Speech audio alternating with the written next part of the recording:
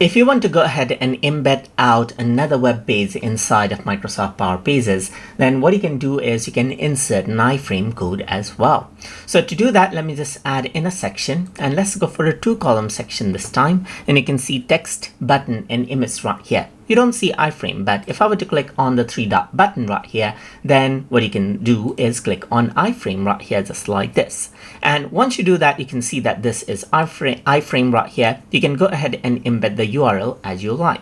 Let's say, for example, I'm going to go around and type in wikipedia.org right here, just like this, and press OK. And then you can see the iframe right here, just like this.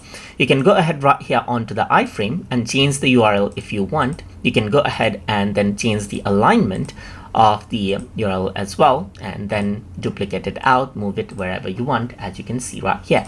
Let me just go ahead and click on desktop preview right here, and let's see how that iframe actually works out. So you can see that it is loading right here.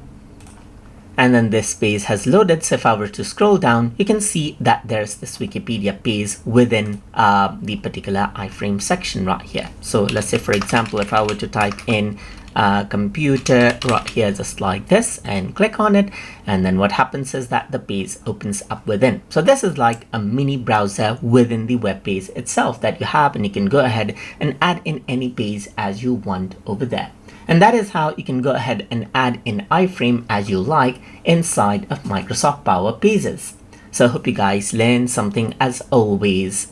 And as always, please like, comment, share, and subscribe.